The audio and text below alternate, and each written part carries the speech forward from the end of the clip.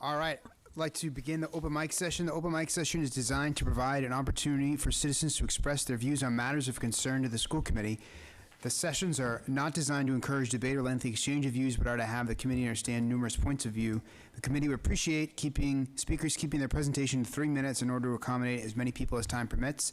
The chair reserves the right to limit the number of speakers on the same topic to 3.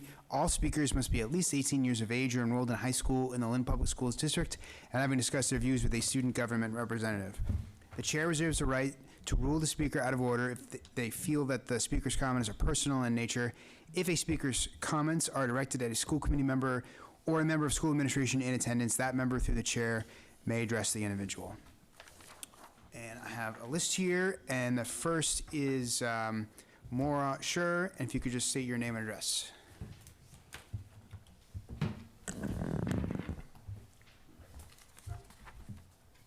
Good evening, everybody. Thank you for letting me come speak. I appreciate all that you do for the city. My name is Maura Schur. I live at 99 Range Heights in Lynn. I'm the president of the LSAA Association, the Lynn Schools Administrators Association. I represent 212 administrators currently working in Lynn Public Schools District. I have been employed by the City of Lynn Public Schools for the past 27 years and currently hold the position of Custom Project Manager of the Data Assessment and Accountability Department. The Lynn Schools Administrators Association was formed to unite administrators into one organization for mutual support and protection and advocacy of common interest. That common interest is our students and their future. The LSAA, the LTU, the LPS administrators, the mayor, the school committee members, we're all here for the best interest of our school, of our students in our schools, which is paramount. LSAA members are providing needed services and direct services and support to our schools and students. The LSAA members are an integral part of our building's day-to-day operations in district offices in every school building in the district. Many of our LSAA members are educators that have direct and meaningful interaction with students to assist them with academics, social emotional wellness, postgraduate, and many other home or school issues. Lynn Public Schools is in the middle of a budget process for SY26, and we've been informed of a projected multi-million-dollar deficit. We don't have all the specifics on the plan, but we have been made aware of potential significant cuts. The most concerning is the cut to our personnel. Any reduction to our staff will result in student suffering. As this budget process unfolds, we urge you to look at any other way to close the gap without cutting personnel. We are here to work with you and help meet the constraints of the budget and keep the buildings functioning at an optimum level. Thanks for your time. Anything I didn't use in time, the next person has a longer list than I do, so he's going to need a little bit of that, so be kind. Thank you. Thank you.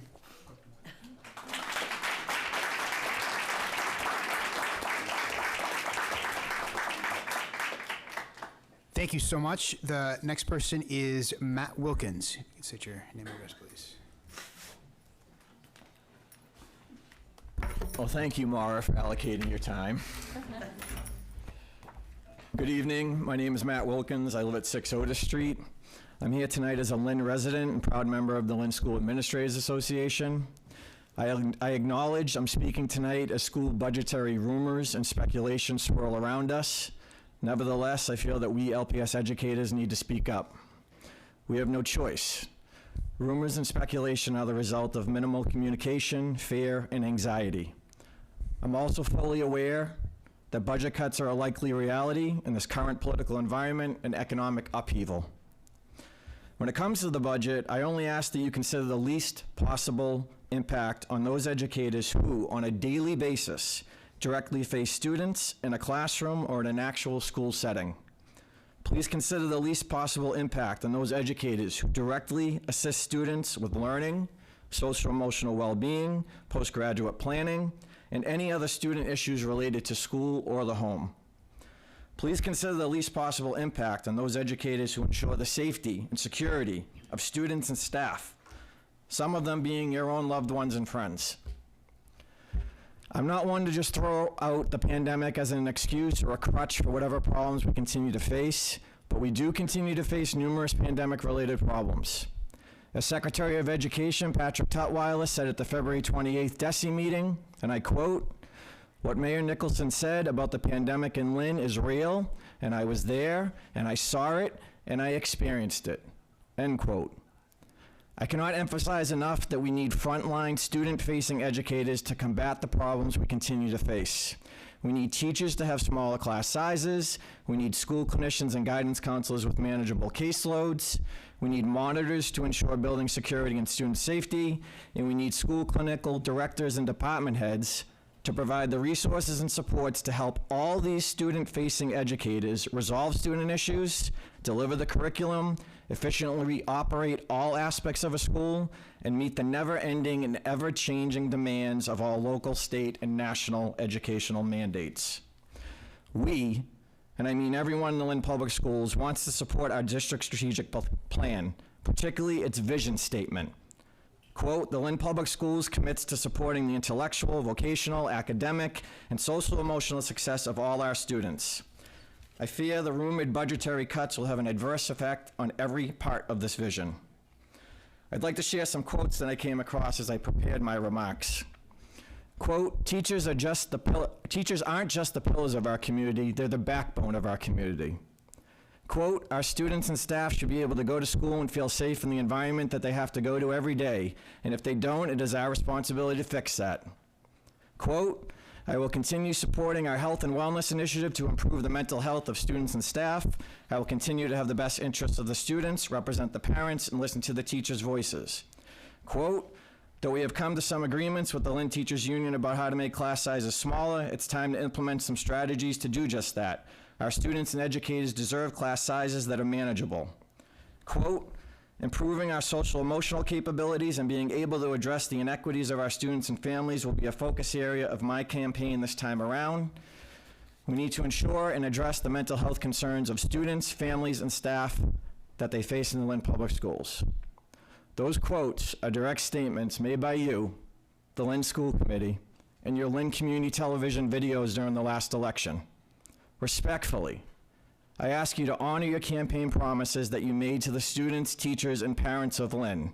I'm asking you, in our current environment, to make and support decisions that save the jobs of those educators who face students every day, and save the jobs of those educators in an actual school setting who provide the necessary support to ensure a safe and successful learning environment.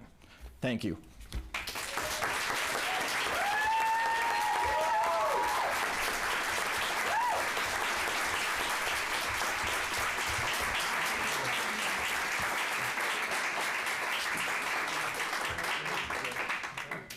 Thank you very much. Thank you. Next, we have Kara Zubricki.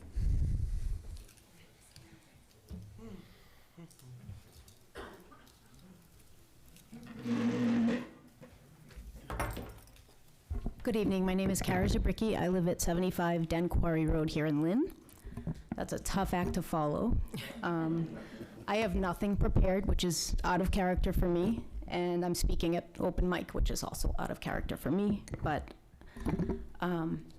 I see the need because in the wake of some recent cuts, and after hearing about other possible cuts, I stand in solidarity with my colleagues, many of whom are in the classroom and all of whom support teachers who work directly with students. They care deeply about these students, and students need compassionate, competent adults in front of them, helping them, guiding them, caring for them. And in closing, I just ask that before you make any additional cuts, that you think long and hard about the impact that it will have on those who matter most, for the students. Thank you.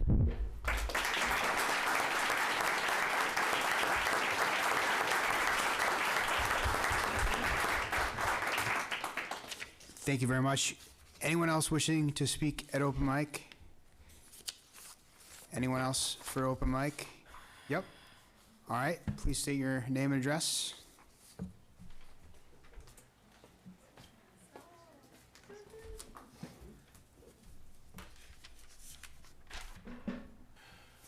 Good evening. My name is Asanam Forchap, and I'm a senior at Lynn High School.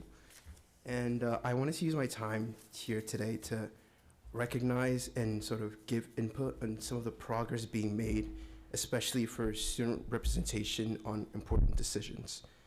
Within the last school committee meeting, there was an announcement of the creation of a student school committee board. And I, first of all, wanted to acknowledge and thank everyone on this board for listening to the demands that us students have been making here consistently for months and speaking about, and we thank you guys for taking them seriously. But one of the reasons why this school started this advocacy work was for particularly the sake of representations and student having direct input on the decisions that affect us. And we've heard updates on sports funding, access to materials, but this particular creation of the school committee, the student school committee board, is very important to us. With the creation of this board, we hope it's not a tool for appeasement or propaganda to satisfy the masses, but rather an actual platform where student input leads to direct change and action. We truly hope it becomes a channel of concrete student voice and representation across all Lynn Public Schools. Additionally, we hope that some of the fundamental issues that are currently being addressed by us students, such as access to transportation, funding for school clubs and programs, or even how to form a stronger community, can be taken up by the students on this board. If this board recalls, one of our original requests at the start of our campaign was a student task force that specifically focused on extracurriculars. And we particularly hope that this board will be able to handle and create true impact within some of the bounds of that original request. Although we've had a lot to learn and have encountered our fair share of mistakes, and at times even felt a bit frustrated with the pace and structure of our campaign, at the end of the day, what matters most is that even if it's just by a fraction of a percent, we see genuine change within our schools and particularly for our students. Thank you.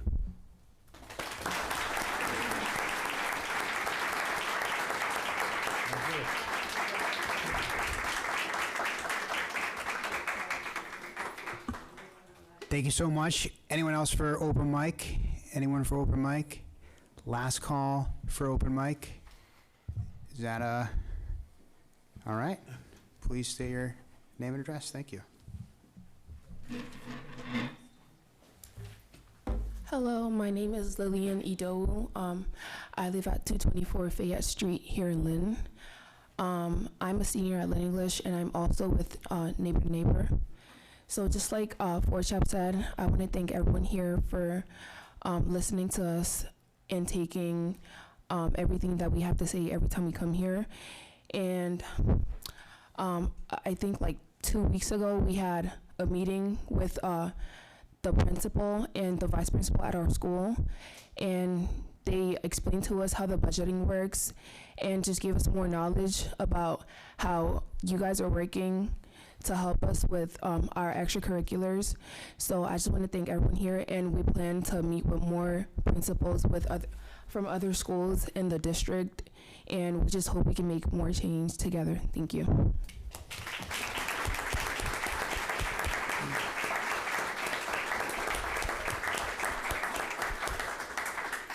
Thank you so much. Anyone else for open mic? All right, name and address, please. Hi, my name is Gabe Cohen-Glinick. I'm organizer with Neighbor to Neighbor, here with our youth team tonight. Yeah, just want to echo what they've said, hoping that they're putting in work to meet with principals. We had a great meeting with Dr. Pena and Ms. Mancanillo at Lynn English, and hoping to find ways to create better channels of communication and more ways to involve students. And like they said, we're excited about the student school committee and want to find ways to collaborate in making that possible, and making that a connection for some of the work that they've been putting in. And would love, one of the things we talked about with the Lynn English principals is about having an in-school club fair every year at Lynn English, which they were really receptive to. And our group would love to see any support from the district in helping to make sure that that happens across the different public schools, so that students, and we also talked about updating the website so people know what clubs exist, how to access them. So along with some of the budgetary things that we've been coming to speak about, would love to more collaboration around those procedural things, and really appreciate what Deputy Goris the work that she's been putting in, in this area, and we'd love to combine efforts as much as possible. And also just want to say I don't want to speak for our group, but I think it's true, and I say in solidarity with the teachers who are speaking and guidance counselors who are speaking up tonight, in terms of I hear from our team all the time how important those folks are to them in their day-to-day school lives. Folks like Mr. Bigler running, multiple clubs after school, and, just we want to be here in solidarity as students and teachers, and glad to be here speaking with them, as well as we know it's hard times with, with all the budget cuts that are happening, but know, that is where it is most important, is how it impacts the students. So thanks. Thank you.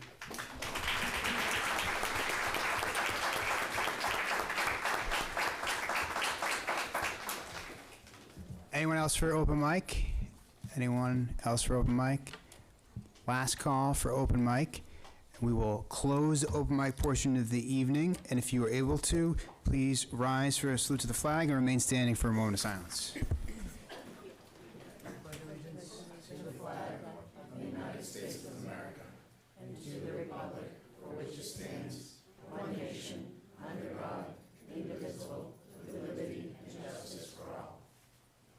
If you could all please remain standing for a moment of silence. We're going to ask for a moment of silence to remember the well over 100 lives lost in the Dominican Republic due to the tragic roof collapse.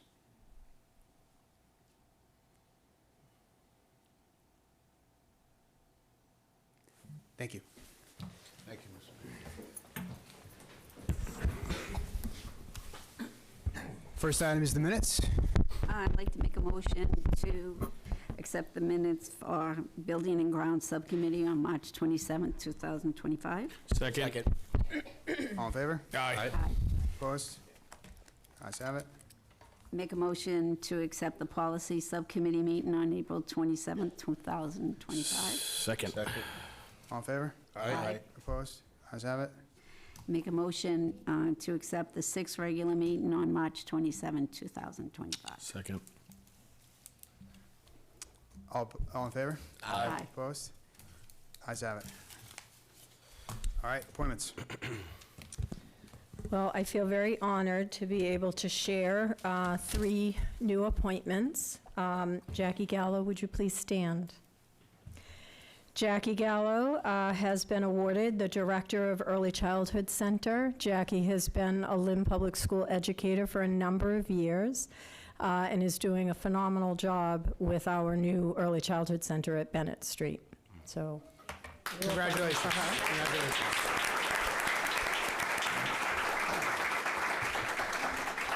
Mickey DiVigilio, would you please stand? I know you're here. Mickey also is a long-term educator in the Lynn Public Schools and took on the Fallon Elementary School, our therapeutic elementary school, when Nancy Conway retired. Mickey's been doing a phenomenal job this year with that program and has been awarded the director of the therapeutic school at Fallon.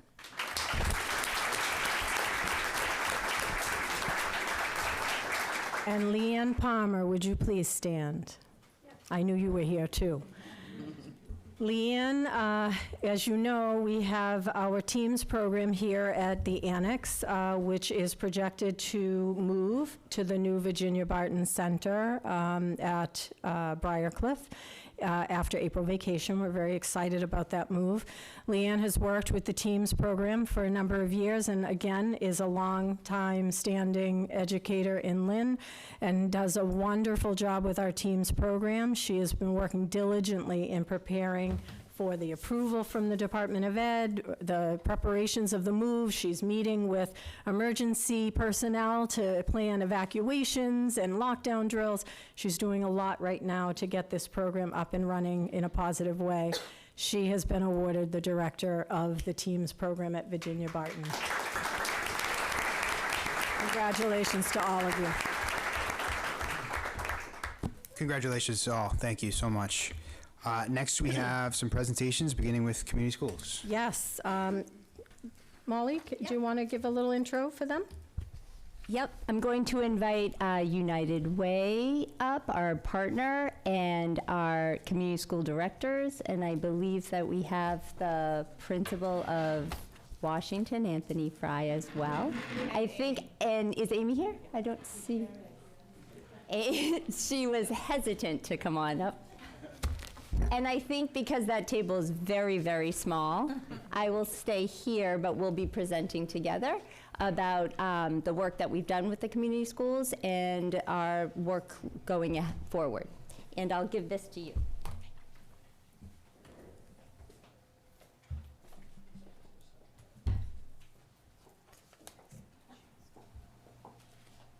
It might be too far away from the source. Might just need a refresh. I'm clicking and it's not.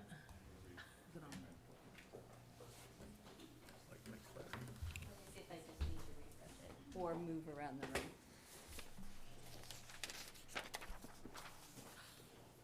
room. Oh, there we go. It's working. All right, I'm going to stand here. Great. Thank you, everyone, for having us back. My name is Sarah Lincoln. I lead our education team at United Way. The presence in the room, the palpability of the passion and love for students and families for this community is exactly why we're so proud to be here tonight with all of you to share an update on what we've been up to at the Ford and the Washington as part of our community school strategy here in Lynn and increasingly throughout the region and across Massachusetts. So just wanted to ground you in what are community schools. What you have on the screen in front of you is the definition of the community school strategy, and really one that works to transform the conditions of learning for young people in their schools. Really activating the community in being the source of education so that young people thrive. I'm going to pass it over to Molly. So I don't know if it's okay for me to speak without being in a mic, or should I move? I won't hear you at home, so yeah, if you Yeah. can grab someone's, yeah. I'll just do mine. Sorry. It might- Awkward with this. Okay. Could you? Oh, thank you. Thank you. So we're very proud of our district strategic plan, and you'll notice a lot of the themes in the community school mission is much like ours from the district strategic plan, which was referenced earlier during open mic. I think it's worth reading it because it really grounds the work that we do and the decisions that we have to make going forward. The Lynn Public Schools commits to providing our students with a safe, inclusive learning environment that inspires and promotes individual academic and personal growth. The vision, drawing upon the strength of our community, our families, our students, and our partners. LPS commits to fulfilling the intellectual, vocational, academic, and social emotional success of all of our students. We create equitable conditions for all students to thrive in a global society. That vision is broken down into very specific priority areas. We actually have 5, but we reference 4 in regards to the community schools. So the community school model supports the work that we do. It is a through line for before, during, and after school. And in all cases, we are looking for a cohesive model that will strengthen our instructional core and ensure cultural and linguistic responsiveness. It is the equitable access to an innovative model for students who have been historically marginalized.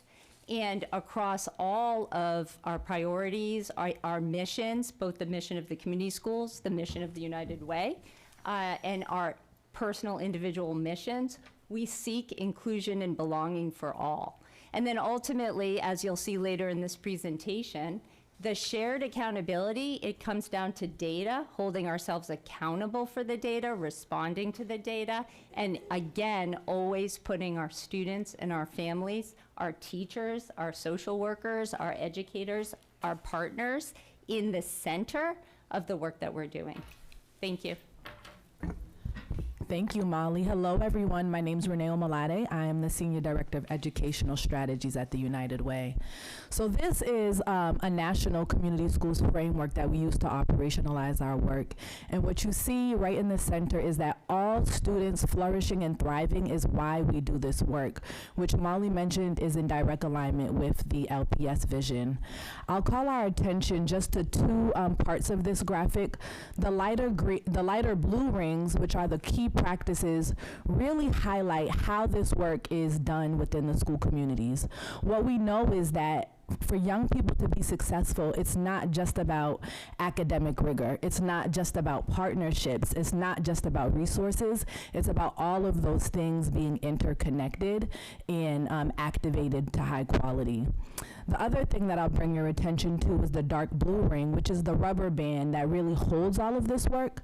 And if we think particularly about strategic partnerships, the community school strategy really provides a condition and a place for multiple stakeholders to come together: business leaders, nonprofits, teachers unions, community advocates, partners, and families to really come together to support the school. So on the next slide, we just talk about this. This is why it's an equity strategy.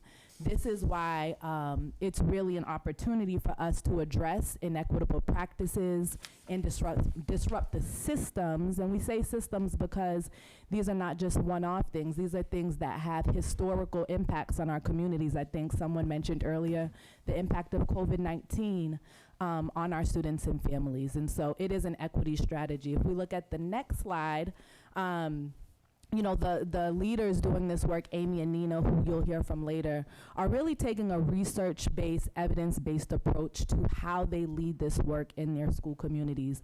They are collecting the data to inform how they bring in partnerships and resources into their school communities. And on the next slide, you'll just see just a detailed breakdown in terms of how they actually implement that process. And the United Way is here to just partner with them to kind of go through this very innovative work, because schools are designed for instruction. They're designed for teaching and learning, and really it does take a lot of innovation, and we really appreciate our school leaders, Anthony and Amy, for really, really embracing this complex and innovative work that's happening in the school system. So I believe the next slide will invite up Amy and Nina to talk about a little bit of their work over the last year.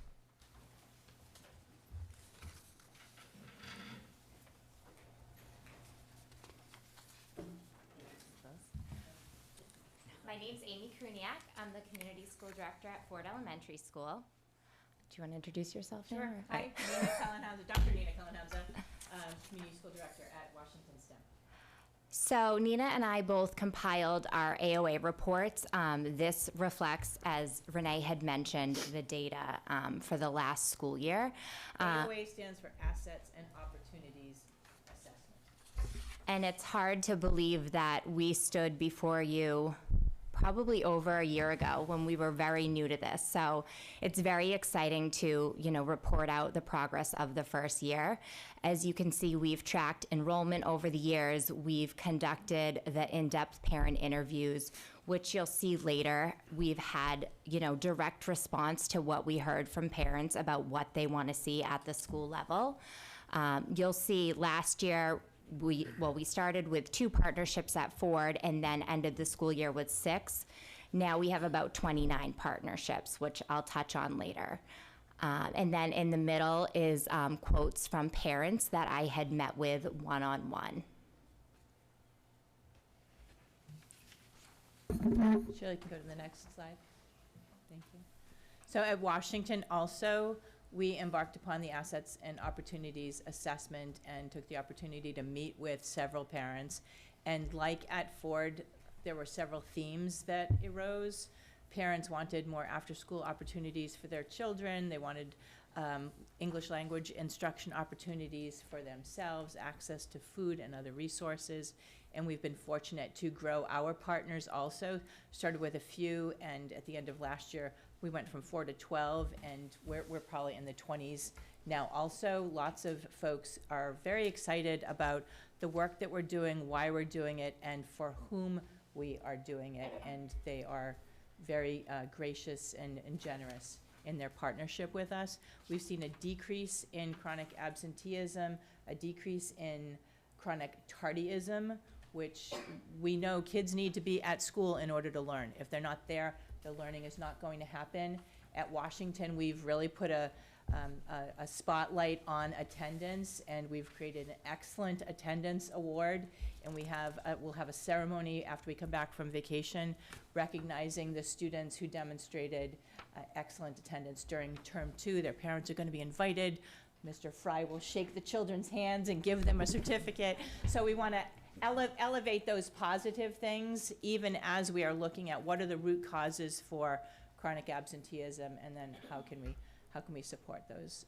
Volunteerism has also grown significantly at Washington.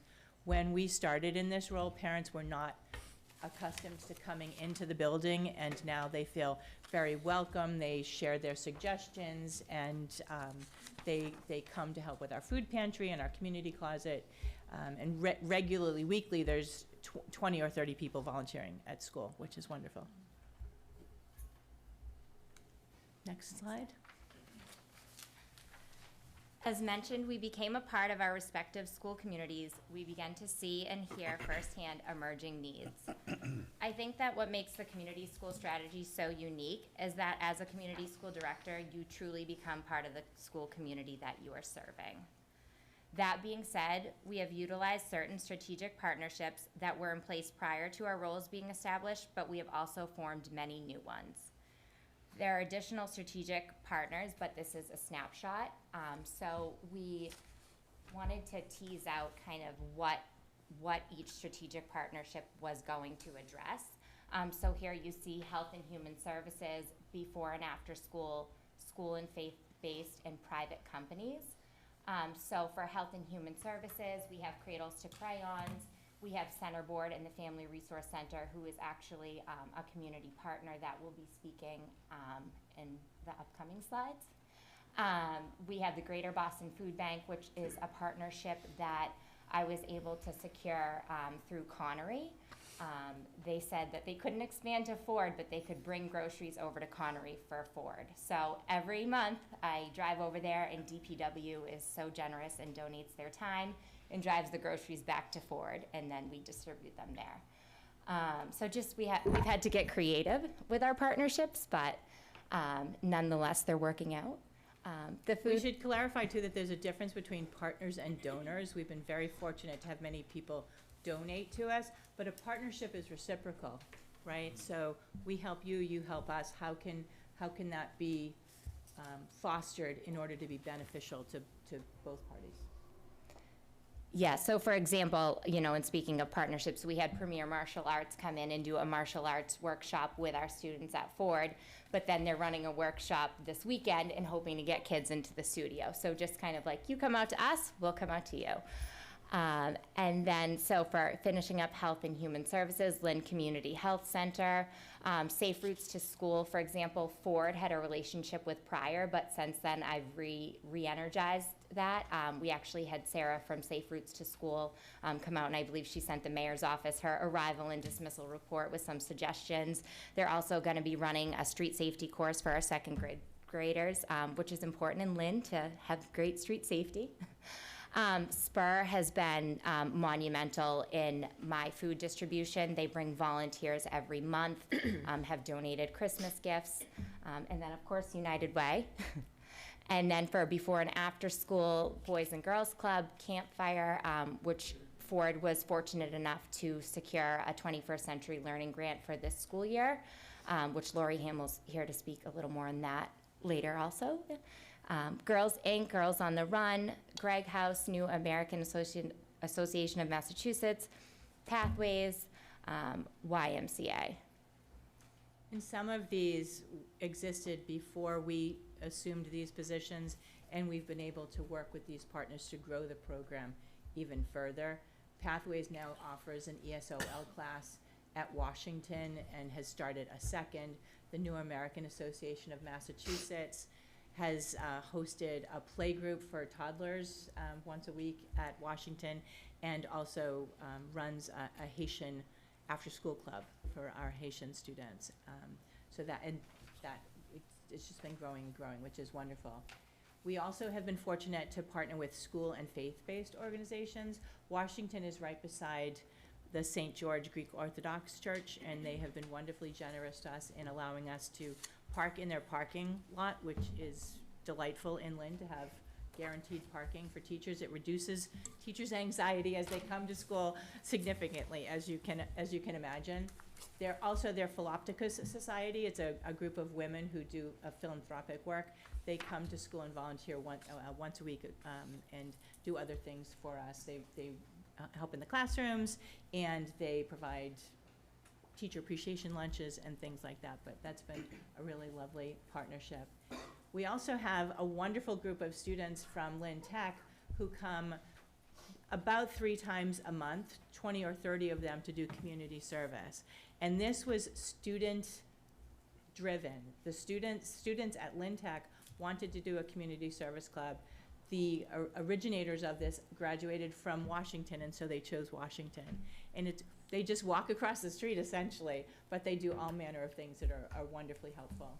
Then we're also fortunate to have the support of private companies, Stop and Shop. When previous to me starting, they'd been facilitating and providing a food pantry, financing for a food pantry for the school, $17,000 each year, and now it's at $22,500, which is wonderful. We send them a list of things, they deliver it to us via Peapod, and we have an army of parent volunteers who come and unload the van and pack the bags and distribute it to families. They've also expanded their donations to us. You know, at a grocery store, foods come to their expiration date or their best by date.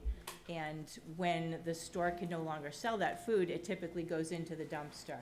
Well, I was at the store last December doing food drive. I did 3 weekends in a row doing food drives with students and parents. And the manager of the store said that he really loves the Flash Foods program, which allows people to buy food for half price when it's close to the sell-by date or it's overstocked. But then it goes into the dumpster. He said, Nina, would you think your parents would want that food? And I said, oh my goodness, absolutely. So I get a call once or twice a week to come and pick up. It could be plantains, it's bacon. Mr. Fry loves the bacon. It's all manner of things. Sometimes it's a pork roast or it's a cheese from Ireland. It's all sorts of things that would have ended up in the dumpster. We're close to time. Okay. But it's a wonderful partnership that has expanded just by building relationships with people. All right, She's telling me to stop talking. It wasn't me. It's always Renee telling us to stop talking. Next slide, please. So as part of this venture, I came up with the idea to try to put an ROI on my personal value to Ford Elementary School.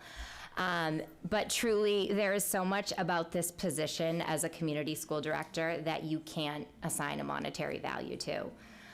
For example, the faces of our soccer team seeing Gillette Stadium the first time, our girls on the run team training for a whole season and completing a 5K. The pride of their faces when they cross that finish line, you can't put money on that. The gratitude of a family new to the country, having their Christmas made with gift donations from Spur, can't put a value on that. And even the nickname I earned from one of my favorite students as Miss Snacky, because I'm always eating in my office. You can't put a value on that. But I tried. So this slide captures that monetary value.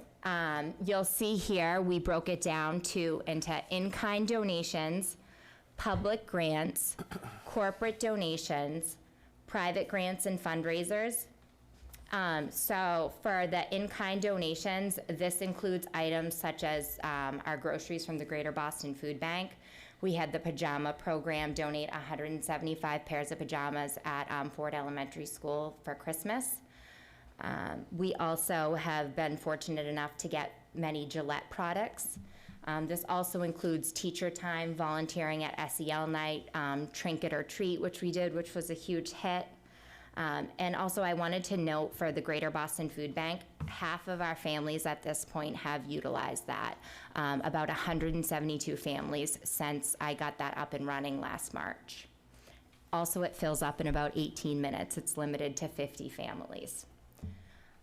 The big one is the campfire, 190,000. Corporate donations, this includes from Cummings Properties. We were also able to get a Kleenex grant. And I know I have to move it along, but you can see what this money has went towards: supporting field trips, our Girls on the Run team, the old neighborhood food. We did a huge meat giveaway that Tom DeMarcus donated boxes of meat for all of our families and staff at Ford and Washington. And that connection came directly from me meeting with him and telling him that parents had voiced to me that he used to do that in the past. And so he agreed to start it up again. Teacher wish lists, so the list goes on, but. We also did an ROI, return on investment, at Washington, and our in-kind ROI is fabulous. Lots of donations, lots of volunteer time. Public grants have been fantastic, from Campfire to the New American Association of America, Pathways, and corporate donations and fundraising. Also, similarly, Old Neighborhood Foods, Stop and Shop, as I mentioned earlier. Last May, we celebrated the 5th anniversary of the food pantry. Washington was one of the first schools that Stop and Shop identified as being a great place to host a food pantry, and in celebration, they gave us 500 tickets to a Red Sox game. We're going on May 8th, and we're pretty excited about that. Also, Subaru came and did a wonderful event for the students. Subaru Cares and Operation Warm provided 156 pairs of sneakers and coats and socks, and a wonderful experience for the students during that day. So it's important for us, as Amy said, there's so many things that we do: the letters that we get, the hugs that we get, the thank yous that we get, the welcome, and the gratitude that we experience every day. You can't put a number on that, but when there's a position like this, it's important, wherever possible, to put a dollar value on it, that value that we're bringing. But as she said, I agree, it so exceeds that dollar amount. We have a parent from Ford here, Jessmarie Perez, who just wants to quickly speak about. She was actually on my interview committee, so this feels kind of full circle. So Do you want me to hold that? Yeah, please. Oh gosh, I'll hold the So this photos is something of me. that Ford has done in the past year. So I just took pictures and put them together, so you guys can see what they're doing. A wonderful job. Hi, my name is Jessmarie Perez. I wrote something, so I'm gonna read it. I'm a Ford mom since 2019. I currently have a 5th grader and a 2nd grader at 4. I am a parent of the community. I'm part of the community school advisory board member that was created by Amy. I met with Amy during her hiring process for her position for community school director, which she has been the perfect candidate to fill the position. I'm sorry, I'm a little bit nervous. That's all right, you got this. You got it. I was too, we all are. Yeah. So she's been perfect for this position. We have worked together as she has listened to my ideas, as well as to open the opportunity for parents to hear them and see what they have to offer.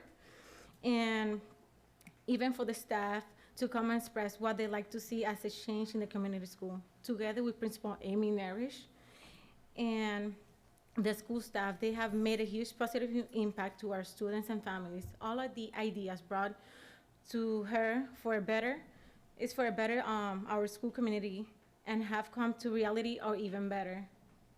For being a community school have brought more opportunities such as after-school programs such as Campfire, fundraisings like Durham, partnerships like Greater Boston Food Bank, where families are able to have monthly food bags, Gillette with shaving products for our school fam, Sherwin to paint our school pavement to have a colorful and fun place for students to play and interact. Also a free cycle and much more with the fundings, which really need the fundings as it's making the tremendous help for our community school. As a parent, I beg you to help our community school keep the fundings, both Amy, the principal, and Amy, and with the staff have made truly community school a change that was long needed. Lastly, I want to mention that since day one, Amy has looked for any possible ways to better our school for the best of our students and families. Please help us keep the funding so community schools like Ford continues making a difference. And thank you for your time.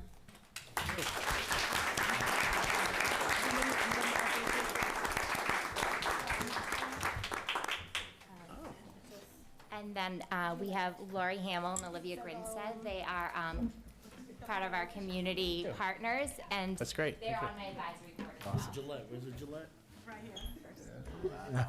Oh, let's go, let's go. Change makers. Should have put pictures together. That's great. Let's go. She created a community, Oh, yeah. Yeah. Inland. Board? Yep. Thank you so much. It's an You did honor. a wonderful job. Jared Yeah, made the great board? job. Jared made the board? Thank you. All right. Hi, everybody. My name's Olivia Grinstead. I'm the program director of the Center Board's Lynn Family Forward Resource Center. And like Amy said, I'm also a member of the Community Advisory Board. And we've done wonders like in working with the community. I like how somebody said it was like a give or take relationship when it comes to community partners, but I like to think of it as more of a give because we're always just giving to one another instead of just taking. It's always, if you give me something, they're gonna give me something back. So it's always a give, and it's always for the benefit of the community. And I think that's what's amazing about the community schools is that it's for the community. It's not for specific families, for specific populations. It's for the community of Lynn. It's for everyone. It's for the families. And I just want to highlight a few of our projects that we've worked on with Ford Elementary. We're working together with Connection to Sherwin-Williams to beautify the school right now. We're working on getting that together, doing a beautification project with the help of Sherwin-Williams, the new program in Lynn. We've also I was able to introduce the pajama program to the Ford Elementary School. And we've been able to, like I said, multiple boards together, the youth committee board, and I always love connecting with them. The social emotional learning nights.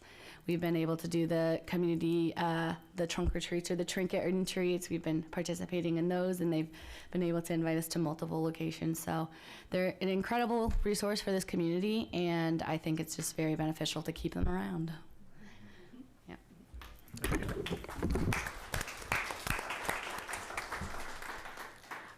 Good evening, everyone. My name is Laurie Hamill. I'm the CEO of Campfire North Shore. I'm also a member of both of the advisory committees at each of the community schools. Campfire has programs in multiple locations throughout the district.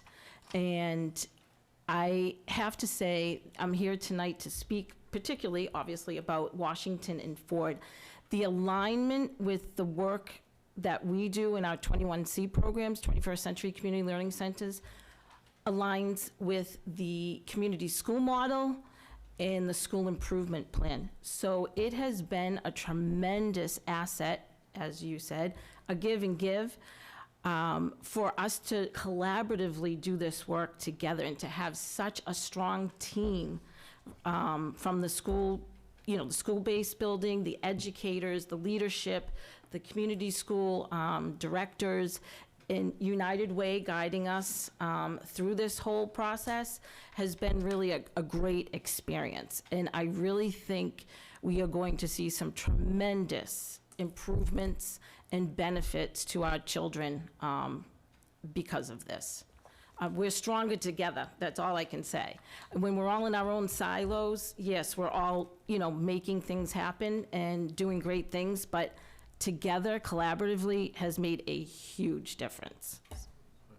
So, anyways, thank you for your time.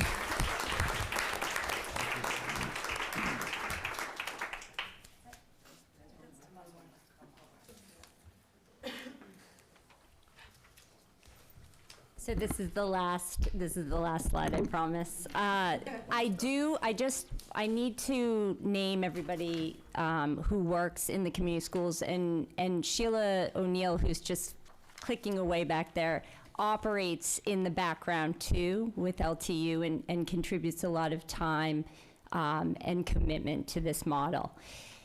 When we began this model 3 years ago, there was a commitment from United Way that the community directors, the community school directors, would be funded through philanthropy. So for the first year, the model is 100% philanthropy, 50-50 the second year, and then 75% the third year on LPS side, 25% philanthropy. But as you can see, we were funded 100% for 2 years. This upcoming year is a 75% commitment on our part and a 25% commitment on the philanthropist side.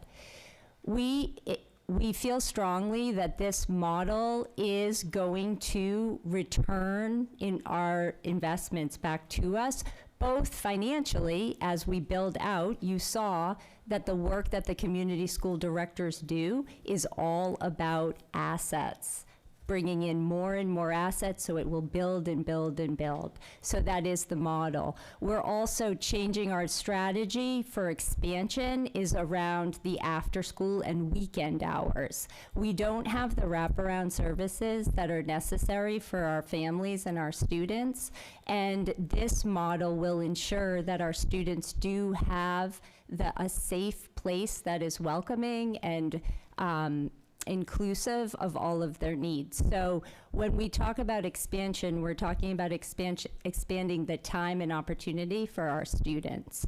And then finally, you know, we work so well. When you look at some of those slides prior, like, we're very grateful that Lori's here with us tonight and Center Board is here, but all of the Lynn Educator district members are contributors to the work that we're doing in this community school model. We are looking to expand to a third school through a philanthropy and through a commitment for ourselves as well, when and if like financial circumstances kind of balance out.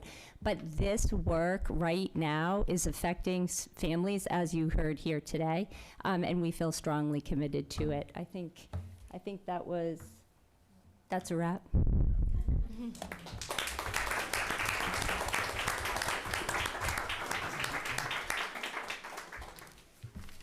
Questions? Member Reed. Member Thank you all for the presentation and the work. It's truly amazing, and I just want to say, Laurie Hamill invited me to Incredible Kids Day, and you could just feel something different in the air at Washington. Mr. Fry was, all the kids. It just felt very family oriented. So I'm just saying firsthand, I could really sort of feel it, and anyone who goes, I think, will experience that same thing. So it's hard to describe, but thank you so much. Member Pena. I just want to say thank you for the presentation. I know a lot of the students that go to Washington and some at Ford, and I have a question. Is it true there's a washer and dryer in Washington? and I mention that because I know how important it is for kids to be able to make it to school. And some students face inequities. Not everyone is able to have fresh laundry. I was one of those guys that has to wash my stuff and dry it in front of the oven. And those are the times. Those are the things hurdles that I had to go through as a kid. And never mind, families facing things with the pandemic where you have food insecurities now and all that. And I really, really appreciate the work you do, and I see the fruits of it. Thank you for all that you do and everyone involved. When it's all set, we'll have 2 washers and 2 dryers. There you go. Permanent food pantry, permanent clothing, community closet. So. Awesome, thank you. I have Member Castellanos, Member Gately, Member Dugan. First of all, I want to thank everyone for your presentation tonight. United Way, all the staff, all the leaders, and the families that you guys have impacted. To hear the perspectives of what you guys have done with your impact, and it's very genuine. It's always been genuine every time you guys come and present. Always provide us with such robust presentations. I really like the data. I like the way that you guys were able to pull the chronic absenteeism features, which is very important to us. As you know, coming out of the pandemic, that's been a major priority, and you guys were able to display that. I know Washington STEM had that in there. I didn't see it in Ford School, but I could imagine it probably is. There, it was down 8.6%. 8.6. And I forgot our tardy rate for this year is down 29.4%. Our tardy rate, so that's pretty good. You gotta put that on the front, you know? I really appreciate that very much, and I know the investments that that you're talking about committing to, right? I think we're gonna have a larger return, especially with the children that we're impacting. I did have a question about just what exactly the breakdown was for 25 and 26, and then a projected program cost. I didn't know if you guys could provide that. What is the cost? So the cost for the community school directors is their salary at $90,000. We're committed to paying 75% of that, and United Way is taking care of the 25%. Everything else they fundraise. For the 21st Century Grant pipeline, considering what's going on right now with that funding, do you guys see pivots or any type of adjustments that we're going to be seeing later on in the next couple of fiscal cycles that we probably should talk about? At Ford, we're in year 1 of a 5-year cycle, so I feel we're all set there. At Washington, we are in our final year of our second cycle, 3-year cycle. We are waiting for the proposals to come out from the state. We have been told that the renewal, the continuation grants will be released shortly. However, they will not be releasing an RFP for new programs.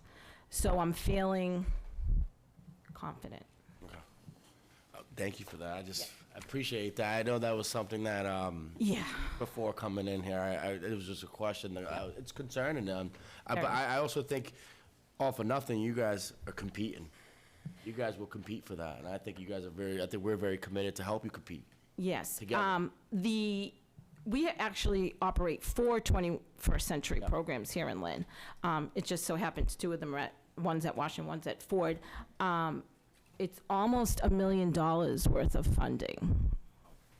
And these services are completely free, and they're year-round. So not only do we provide the after-school programming in the school buildings, but we also take the children from these 4 programs to our summer camp.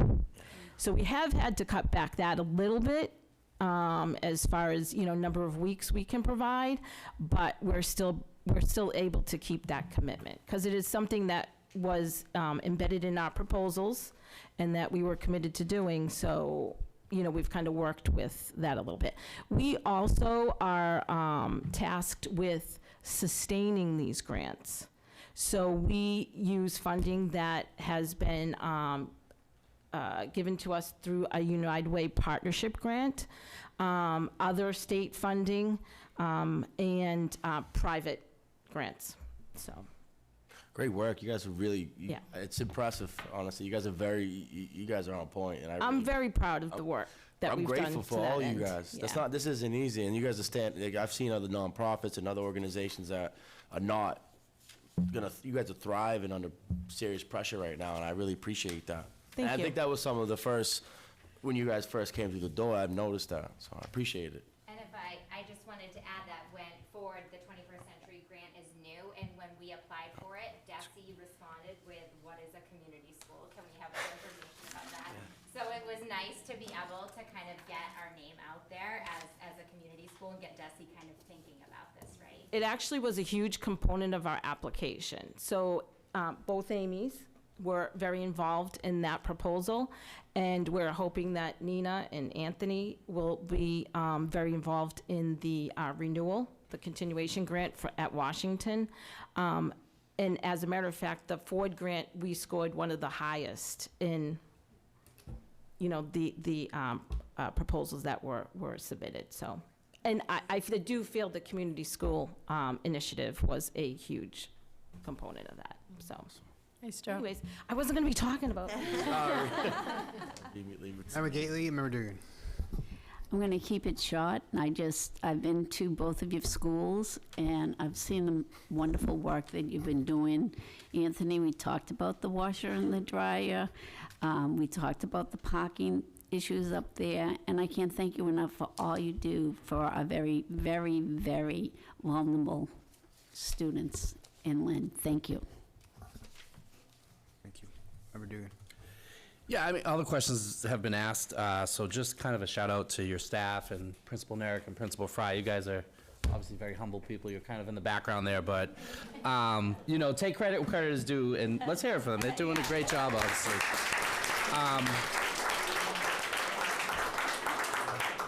And your staff, too, obviously. I mean, I think it's a credit for, let that finish. There we go. I think it's a credit to kind of what we heard earlier from our staff from the secondary schools, that when you have the correct staff in place, the connections kids make, and the changes in your lives they can make. I mean, the 8.6 decrease in chronic absenteeism, 3.5 decrease for Washington, respectively. I mean, that's impressive stuff. So, you know, we need to keep that in mind, and you guys are a great model and a great, you know, example for us. So thank you for that. Yep. Member Sadoway. Thank you for your presentation. I don't have any questions. I just wanted to also compliment you.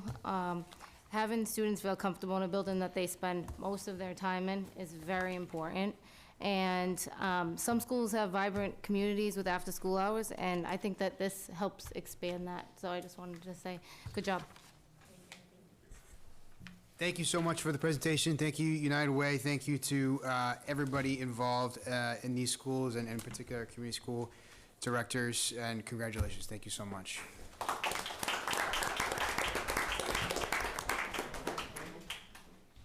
Go on to the next one. Next, we have the early childhood update. Yes, I'd like to welcome Jackie Gallo and Kelsey Bartlett to come up to the front table. They will be giving you an update on the early childhood programming across the city, not just at Bennett and Bessem, but in all of our programming and grants. So I turn it over to you. Thank you very much for the opportunity to share some important work happening in early childhood. It's been a very busy and exciting year, and we're excited to share some updates from this year and some plans for the next year. My name is Jacqueline Gallo. I'm the Director of Early Learning, and with me, thank you, Gary. And with me is... Good evening. My name is Kelsey Bartlett, and I'm the Interim Assistant Director of Curriculum and Instruction for Early Childhood. Thank you for having us. Tonight, we can go to the next slide. Thank you, Gary. Yeah. Oh, there it goes. This is our agenda for this evening. We're really excited and honored to share all of these items with you tonight. We're going to discuss the preschool expansion and changes that have taken place this year and projected for the future, early childhood PD opportunities that have taken place this past school year and what's upcoming this summer. Our CPPI needs assessment and strategic plan update. We're gonna share some information with you about the PRISM 1 grant, information about a storyboard that pilot. It's a new technology program we're using with our early childhood students. We're gonna discuss some family engagement and an upcoming event that we wanna invite you to.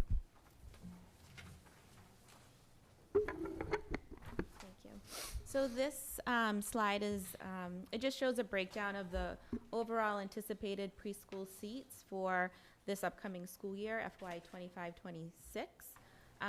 We are expecting to have 642 preschool seats in Lynn Public Schools. 318 seats are for special education for 3 and 4-year-olds. 324 seats are for the typically developing children who enter through a lottery process, which is happening this month.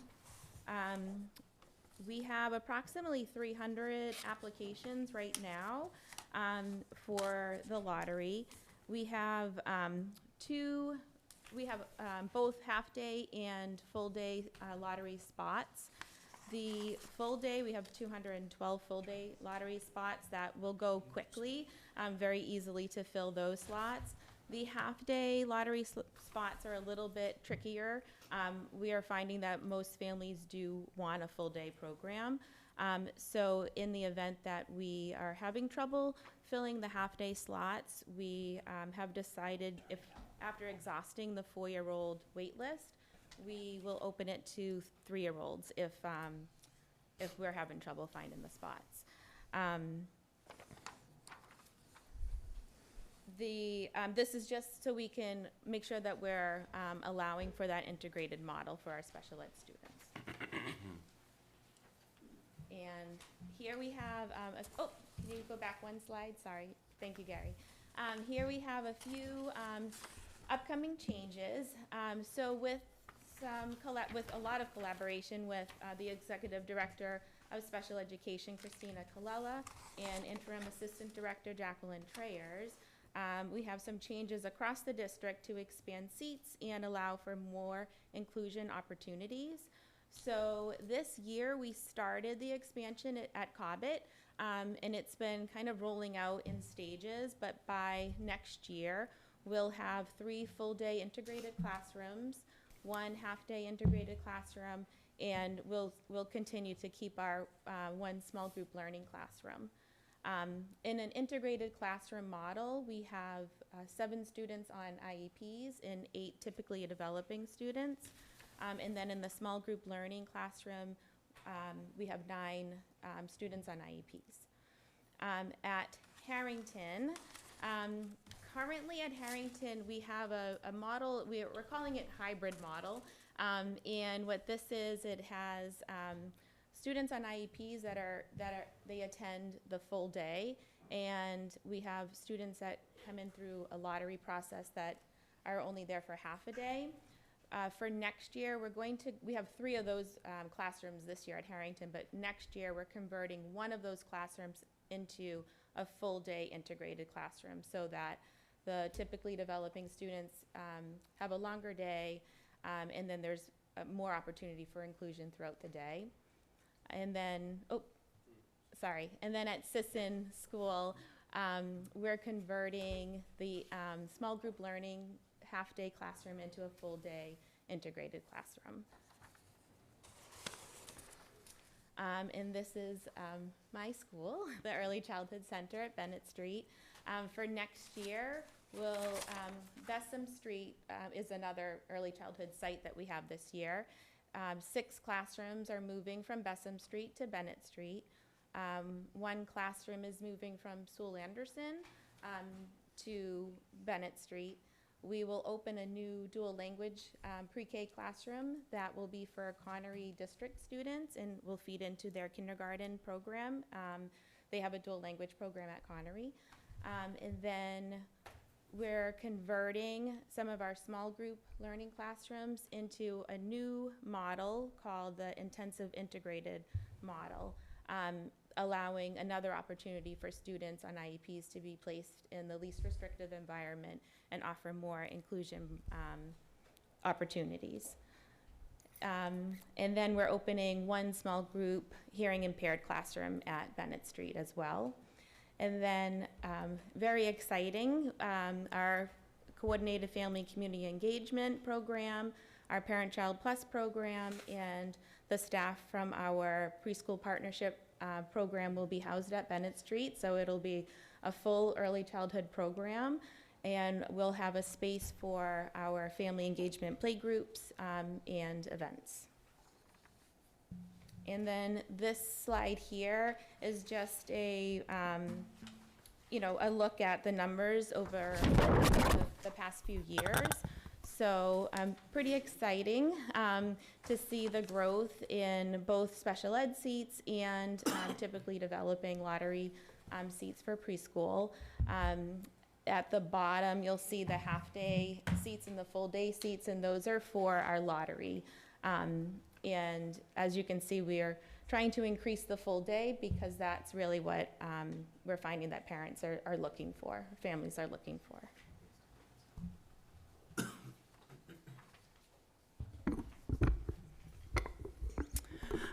It's been an honor to be tasked with planning and implementing early childhood PD this year for Lynn Public Schools in early childhood. Things that we've done already. We offered the Foundations of Inclusive Practice course that already took place in February, and we're offering another session this summer. Preschool, kindergarten, first and second grade teachers were all invited to monthly opportunities for professional learning groups. Those were, I led those, and they were a really great opportunity for us to work together closely on intellectual preparation and really dive a little bit deeper into the writing projects that teachers have been working on this year.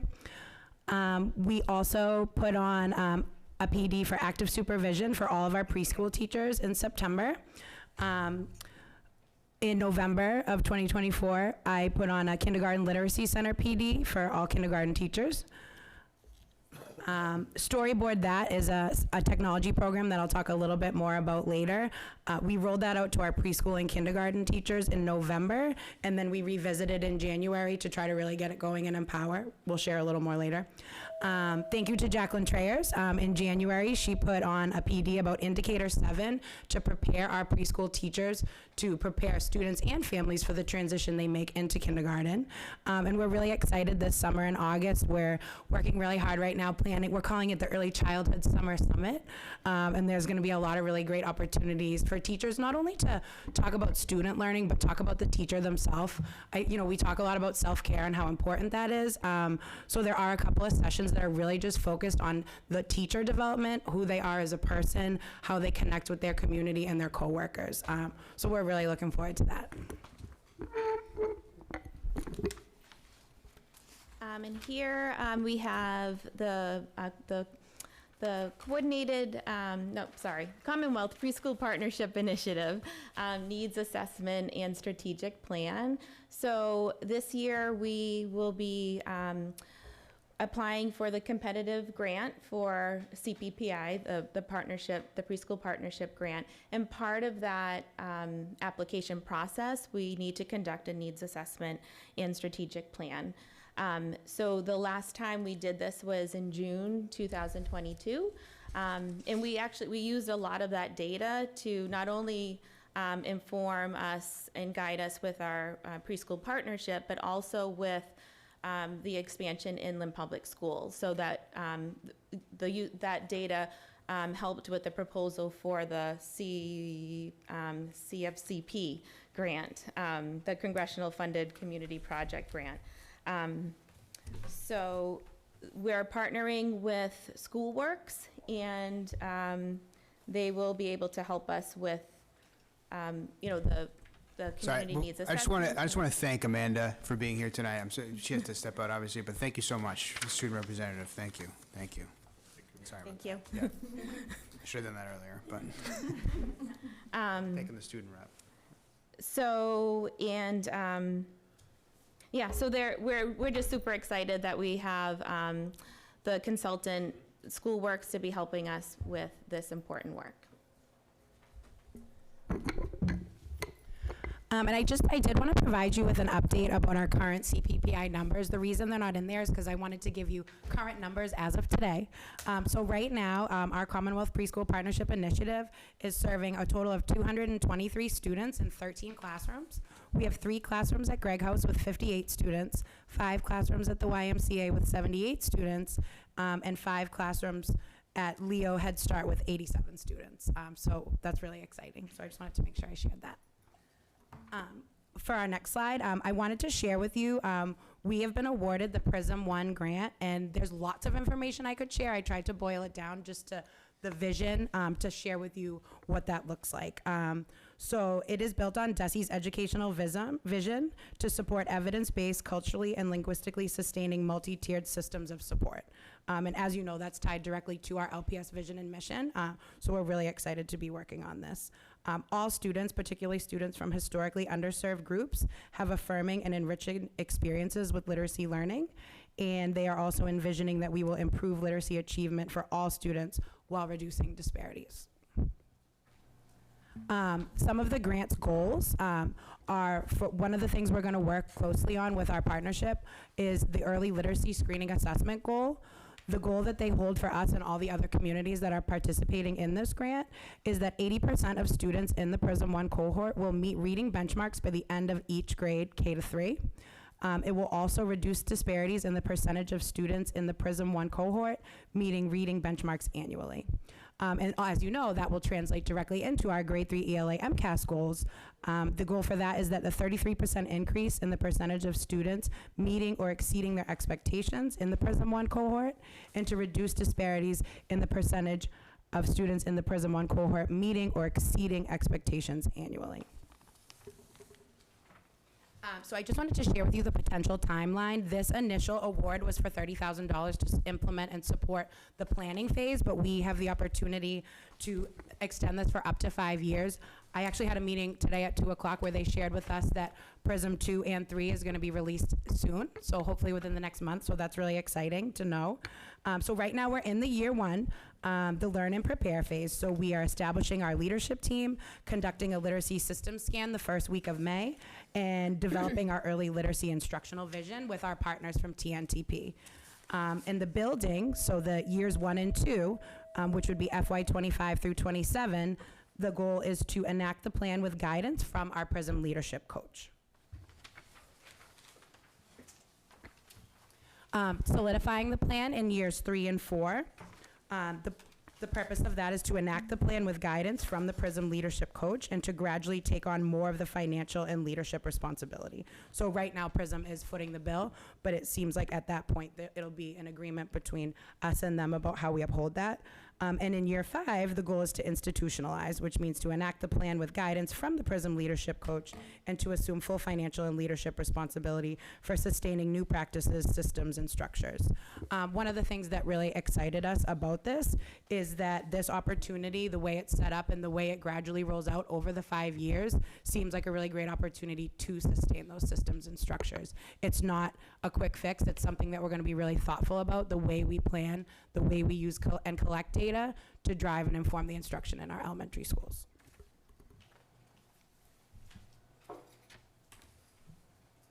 So I'm going to pivot gears a little bit. One of the first things I did in my position, I went to the MassQ fair where there was a lot of really interesting different technology, adaptive technology, software that we can use with students. And something that I was really drawn to, it was something called Storyboard That. It empowers teachers to create dynamic lessons and assignments that capture students' attention and makes learning more interactive and enjoyable. Students learn how to create visually stimulating assignments that inspire creativity and make learning fun for our students. The Storyboard That community has established digital spaces to share ideas and strategies to maximize the impact of this innovative tool to ensure that educators are supported. So just that you kind of understand some background, it's a platform that allows students with a drag of a finger to drop in a setting, characters, beginning, next, last. The possibilities are really endless. I could give you a whole presentation on it. When I saw it, it really excited me because I really thought about some of our students who have more challenges. And oftentimes, I was a kindergarten teacher for a very long time here. And when they go to draw pictures, sometimes that can be so frustrating. And that occupational therapy development is important. But sometimes we want to get to a place where we can storytell, right? And meet some of those criteria academically. So that's really what excited me about it, is that I see it as adaptive software and I see it as something that presents an opportunity for students to communicate their ideas, which, as you know, is the purpose of why we write. So I really was excited about that, and I hope that if we keep this, that we can embed this into what we do with our early childhood teachers. So the pilot opportunity, it was exciting to establish that. I had never really done that before, but we were able to implement it completely for free in all preschool and kindergarten classrooms. It began on December 4th. We held professional development for all LPS preschool and kindergarten educators in person on the November 5th PD day. So that was the slow rollout. The gentleman from the company came, the CEO came, he loves us. And so it was a really great opportunity to just roll it out, let them know what the program was. But as you know, it's always busy time to be a classroom teacher. And that was in November when, you know, the holidays and it's all happening. So we revisited during the January 17th PD day, where kindergarten educators from Callahan and Lynn Woods shared their student successes with the software to empower educators and build community. So if you look at the next slide, that was our January, no, I'm sorry, that was the November day. That was when we first rolled it out. Those are some LPS kindergarten teachers at the development. He asked about who could see this, working in your classroom, and everyone raised their hand, and I tried to get my phone out and grab the picture, and I missed it, so I made them raise their hand again. But it looks pretty authentic. And I loved it, and it was really exciting because these were my colleagues not too long ago, and so to be surrounded by them and to be able to lead them through something that I saw them seeing potential for with their students was really awesome. And then I also just wanted to give a huge shout out to Linda Hannaford from Callahan and Michelle Repstein from Lynn Woods. I reached out to them based on the user data, so I could see that these two teachers were really diving in and having success with their students. So I visited their classrooms, I met with their students and their paraprofessionals and really looked at the way this program was working and operating in their classrooms. And I asked them to do me a favor and to help me to bring this to the teachers in January. And they both were really fantastic and agreed to do that. So this is just a quick snapshot. Like I said, I could go on about this for a while. But I wanted to share this video with you of this. Oh, yeah. Okay. First, what happened? First, you went to the beach and saw the sunset.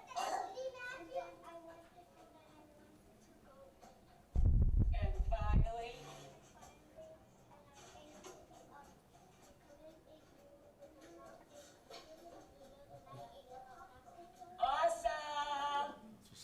awesome! So as you can see, this was, I think this visit was back in December. They were in the midst of Unit 3 ELA for kindergarten, and the writing project was to write a fictional story. So the focus standard was WK3, using a combination of drawing, dictating, and writing to narrate a single event or experience or several loosely linked events or experiences to sequence the narrative appropriately and provide a reaction to what it describes. So I would say that she hit that on the head. I also wanted to pull the pictures. That's what she was looking at on her iPad. So you see the teacher up front instructing, using the smartboard to present the information to the rest of the class, and the student using their iPad to support them. So that's where she physically created that story, and those are the pictures that she created. So this particular lesson focused on first, next, and last, the transitional writing words. So these were the pictures that supported her. And this was in Linda's room at Callahan. And then we just wanted to give you a quick update on some things that are happening for family engagement. I want to give a huge shout out to Jacqueline Gallo because she started this work, well, all of this work before I came along, but this was a project that had been ongoing, and she definitely started this work. I also want to give a few shout outs to Kathy Tarosian, Lisa Nerick, Kenneth Bedeau from LVTI, his shop students, and the DPW, because all of these people collaborated to help us bring this to life. A story walk is an opportunity where students and families can visit and physically look at and read the pages. Right now, if you go to Flax Pond, you'll be able to see this book. It's called I Like Your Buttons. And also something we want to work on next time is we want to also provide translated copies. So right now we do just have the book there in English, but the next time around when we put our next piece of literature in, probably this summer, we are going to try to look into having translation available for that. And then I just also wanted to extend an invitation to all of you. On Thursday, May 15th, we have our Early Childhood Literacy Night. That is going to have a STEAM theme. We are really excited. We're going to be partnering up. There's close to 40 tables representing different community partners. We're going to be providing hands-on literacy activities. We're going to have a DJ there, a storyteller, lots of sensory space, free books and raffles. So we're really looking forward to engaging families in that way. As you know, Jacqueline's been doing that for many years, and I'm really excited to carry that work on with her. Thank you. Good job.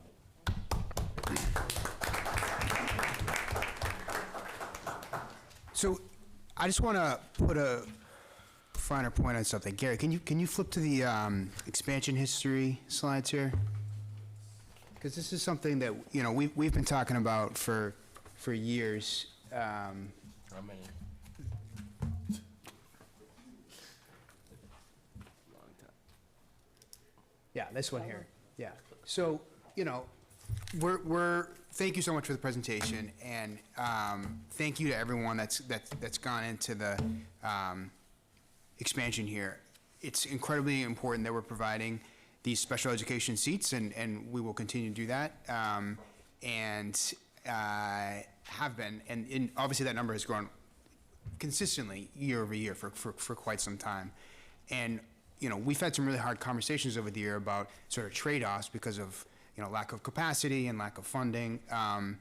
And thanks to the hard work of a lot of people here, including Jackie Gallo and Deputy Ruggiero and Dr. Alvarez, and the support of all of you, as well as many others, I think this expansion is really notable. And if you look at that bottom line here, you know, going back even further, we've had some really hard conversations about the trade-offs of access versus quality and half-day versus full-day. And like you said, the families want full-day. And if you've looked at preschool tuition, daycare costs recently, this is a 300% increase over the course of 2 years of full-day seats for pre-K. That many more students are going to be entering kindergarten with those skills from our high-quality instruction, and that many more special education students are going to be in that inclusion setting in the least restrictive environment.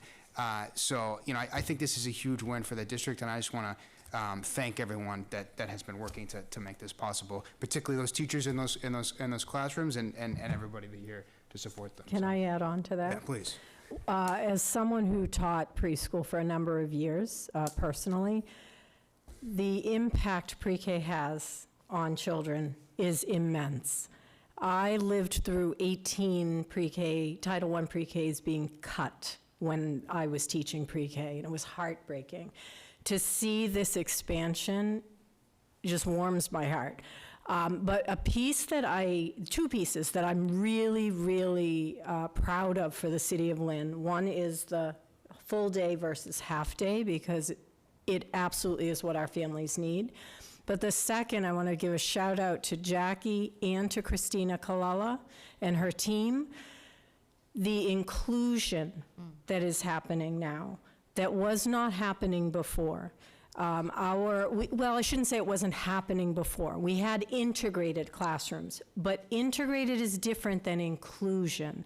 And I am just so proud that that's where we're heading and that's what we're doing, and it's going to have just an immense impact on our students as a whole. Thank you. Yep, Member Gately. Kelsey, I have one question. Who doesn't love you? Really? Thank you. This is impressive, Jackie and Kelsey. I really want to piggyback on what the mayor and Deputy Ruggiero has said about the increase in numbers. We have parents sitting here like going, in the future, I'm going to be needing those classrooms. I just wanted to ask you a quick question on it's build years 1 and 2, enact plan with guidance from PRISM leadership coach. Could you elaborate on that a little bit for me? Yeah, so they have a partnership with TNTP, and we have, which is also being used at our high school as well in the secondary, and we meet with them to implement and roll this out. So they are working with us to create a system scan. We're going to do leadership interviews. We're going to have teacher focus groups, and they're guiding us through that process. Got it. And That's a good question. Oh,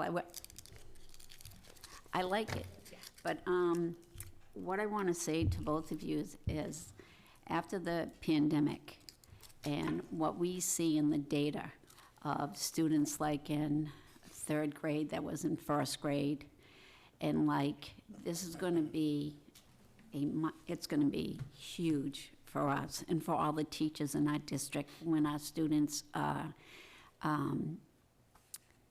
so able to read, so able to comprehend, and so forth. And I love your choice of Linda Handefit for that teacher, because I think she is a little dynamic over there at Callahan. Good choice. And thank you very much for all that you do. And I'm going to be there in May. It was really exciting to see, because Linda was a colleague of mine for a long time, it was exciting to see how excited she was for her students. So thank you. Thank you so much. Thank you. Thank you, ladies. Thank you. Great job. Thank you. Okay, I'd like to call up Shannon Gardner. Our final presentation is around summer programming for this coming summer. Shannon will be sharing what will be available to our students this summer. Get out of your way.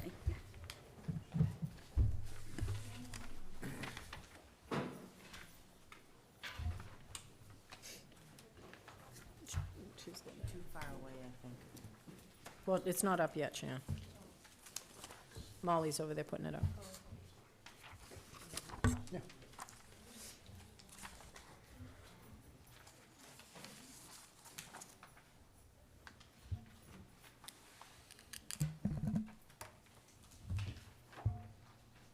I think I'm gonna be your clicker. All right, thank you, thank you.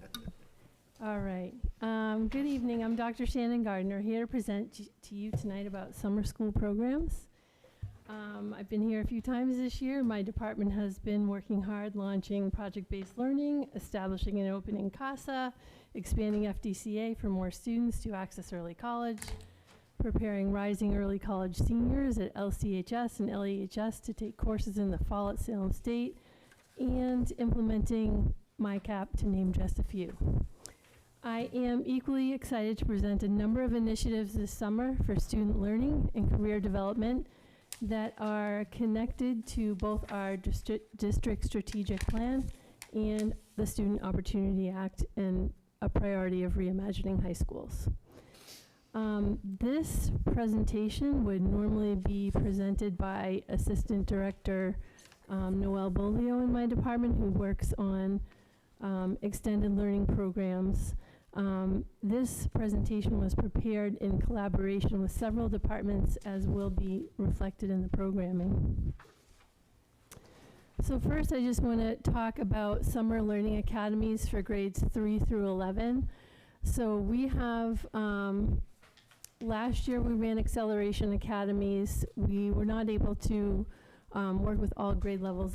This program is planned to be much bigger in a sincere effort to raise the skills and levels of skills in our district. The targeted academies, students in grades 3 to 11 will be invited to learning academies for academic acceleration in ELA, literacy, and math. The content will be MyView 3 to 5, Amplify 6 to 8, Illustrative Math 6 to 8, Study Sync 9 to 12. And there will be centralized locations, LCHS, LEHS, Callahan, Ingalls, and Washington. They'll run through July 7th through July 31st. These are going to be nice programs that are also going to have enrichment consisting of STEAM activities and projects designed to enhance content learning and language acquisition, and breakfast and lunch will be served.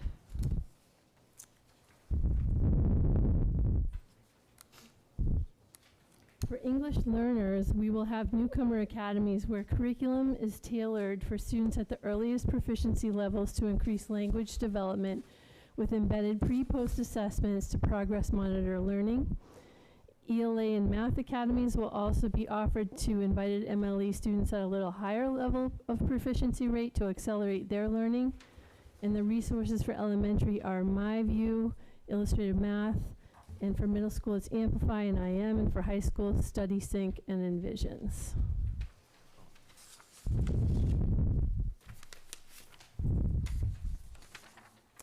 Okay.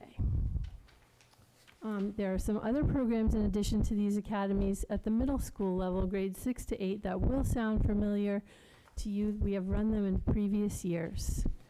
They are middle school STEM and student leadership opportunities, the GE Aerospace Girls at MIT. That's a week-long STEM program for rising grade 7 girls. 24 students, 8 from Thurgood Marshall, Breed Middle School, 8 from Pickering. That's July 7th through 11th by invitation only, as well as the Endicott college program, a 3-week program, July 7th through 24th. That's a residential experience focused on STEM and the arts. 36 students by invitation only, again divided amongst the middle schools.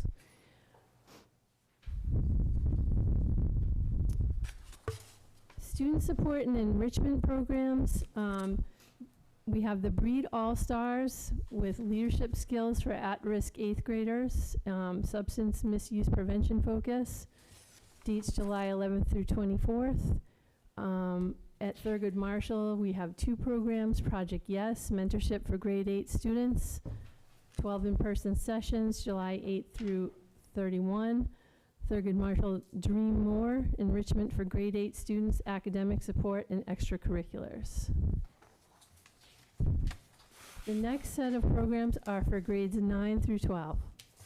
The credit recovery programs for high schoolers providing academic support for promotion and graduation will be located at LCHS and LEHS during the day and at LVTI in the evening. These programs will run from July 7th through July 31st. There will be a cost of $125 per class with a maximum of $250 for credit recovery.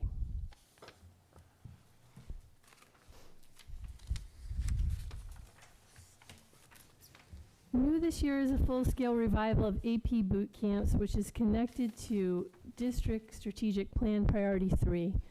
Organized by Innovation Department in partnership with AP teachers, this program we are hoping to support as many students as possible in successful advanced coursework. The programs will be a mix of content, skills, and support on AP summer assignments. This program specifically connects to, again, Strategic Priority 3 to increase equitable access to innovative school models and programs and advanced coursework.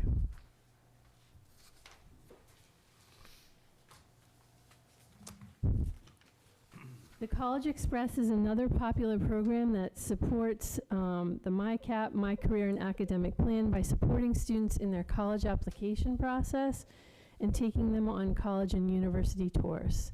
Students will develop a list of schools they plan to apply to, and these courses are run annually by LCHS, LEHS, and LVTI. The LVTI Career Readiness Program is a wonderful program run by Brian O'Connell each year. Brian is awaiting an annual grant opportunity to be posted, which makes this program possible and which he works very hard on developing it. This program typically has shop learning, lunch, and SEL activities. In the next few slides, you will see 3 programs designed by Innovation Department that are grant funded, which creatively connect our early college pathways, utilizing partnerships and grants to support career and leadership experiences. Each member of the department is a thought partner working on different aspects of the program, and I'm happy to share them with you. The first is Healthcare Career Exploration Camp. A series of week-long programs will take place at LVTI and is open to 120 students across the district to learn about clinical and non-clinical roles in healthcare. This camp will help inform and excite rising 9th graders about future STEM careers in healthcare. Raising the profile of healthcare coincides with a yearly $65,000 Atrius grant we have received to provide healthcare internships during the school year.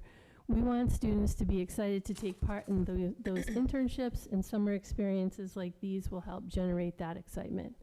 This connects to Strategic Priority 3 in providing career awareness, which is Priority 3D. Innovation Department received a $30,000 grant from Bill and Melinda Gates Foundation to create internship experiences for early college students. The program that was developed is aligned to our early college IT pathway. This program will help our students build their own technology skills and provide community service. It is designed for rising junior and seniors in the early college program. Students will develop public speaking and presentation skills. They will take a cybersecurity training course and will go on college and industry tours. The program also provides career awareness connected to Strategic Priority 3D, but also connects to the LPS Portrait of a Graduate, teaching students to become engaged community members, effective communicators, and continuous learners.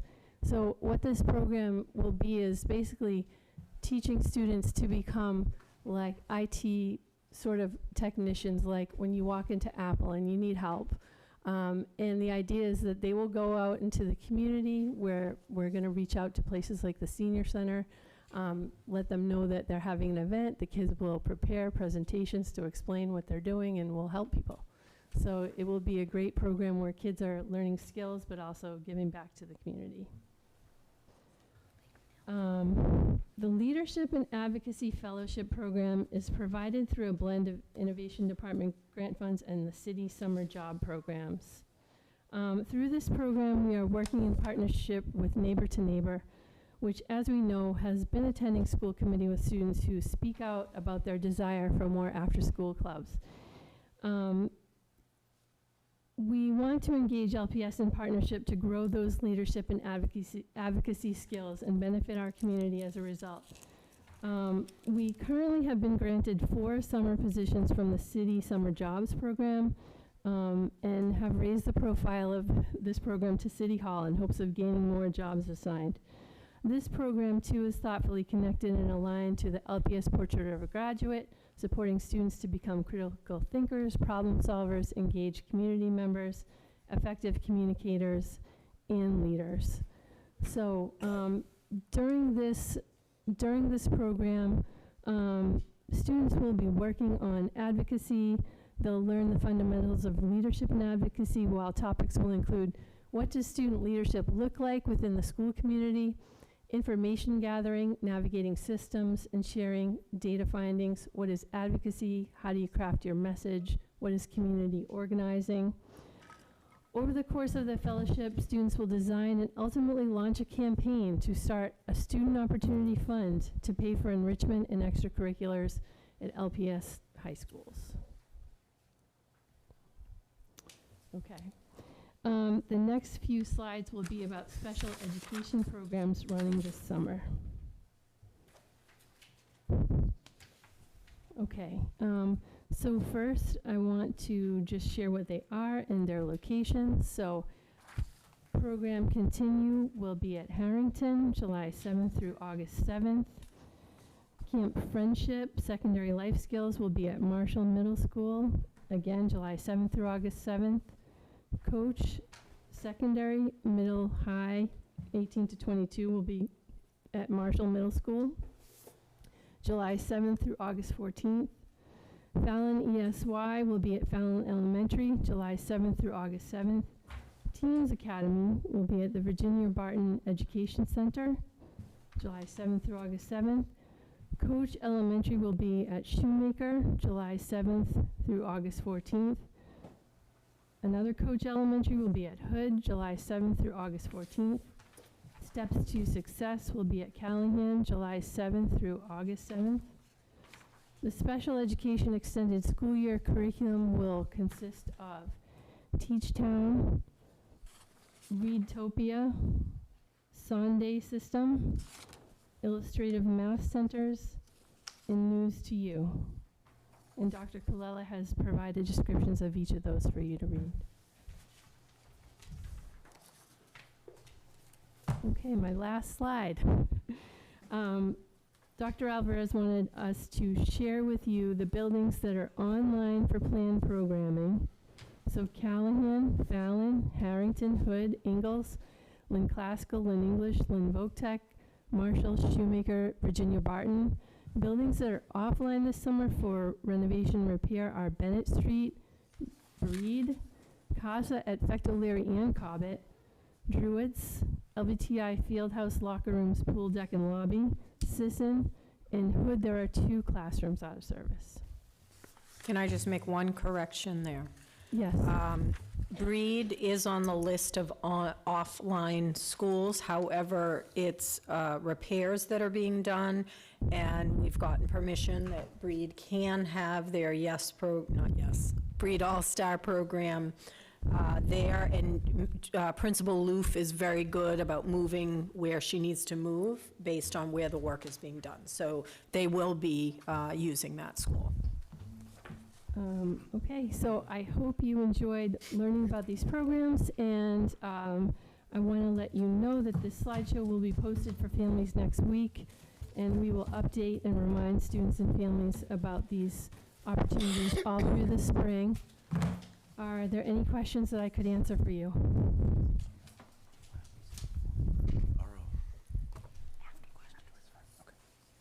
Any questions? All right, well, thank you so much. Yep, Member Gately. So there's a lot of grants mentioned here and the amounts, and there's a lot of things being asked. So I just need to ask you, like, do you know who wrote the grant that for the Eastern Bank? It was a $2.2 million grant. What department wrote that and designed it? So I believe that I can be, I believe I'm going to give you an update on the innovation department in perhaps the next school committee meeting. I can tell you that that grant was, the mayor's office met with Eastern Bank Foundation, and then I was asked to work on the application. So that's what I am there for. And I think I need some clarification on the Student Opportunity Act monies, like early college, the connection between early college and Student Opportunity Act monies. Can you just clarify that for me? I can speak to that. Okay. Oh, I'd like Shannon. So early college is one of the things that is part of reimagining schools. So early college pathways is part of innovative pathways, and that is part of one of our district priorities. You know, innovative programming models,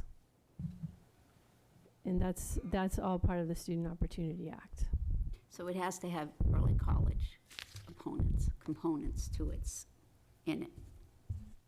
Early college is part of the big scheme of reimagining schools, for sure. Okay, thank you. Yeah. Great job. Thank you so much for the presentation. Really appreciate it. Thank you. We're going to take a brief recess. Bye. Oh, you had a question?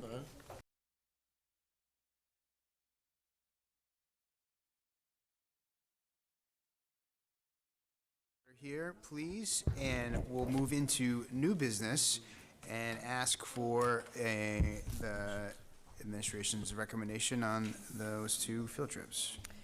Okay, we have a couple of field trip requests. One is for Pickering, grade 8, to go to Canobie Lake Park, Salem, New Hampshire, on June 17th. Make a motion to approve the field trip request. Second. All in favor? Aye. Opposed? Ayes have it. The second is for Lynn English High School, MCJROTC, to Marine Corps' national competition in Daytona, Florida, May 2nd through May 5th, and I highly recommend this one. No, not that I didn't the other one, but it's pretty I special. totally agree with you. They'll move. Is there a second? Second. All in favor? Aye. Opposed? Ayes have it. And we have some donations. Do you want me to read them all, and you can approve them all, or do you have to do them Sure. individually? No, we can do them. Okay, we have a few donations. People are really, really being very giving in the world. So we have Young World Academy Incorporated to LVTI in the amount of $100. Snap Mobile Incorporated to LVTI in the amount of $1,143.35.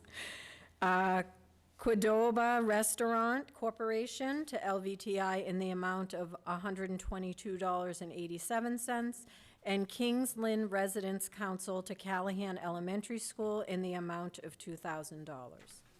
Motion to accept. Second. All in favor? Aye. Aye. Opposed? Ayes have it. Thank you to all those generous donors. We appreciate it. Thank you. Next item is a vote to continue non-participation in school choice for school year 2025-2026. This is an annual vote by school committee, so we're looking to hear from the committee what your wishes are in terms of school choice. We typically do not do school choice.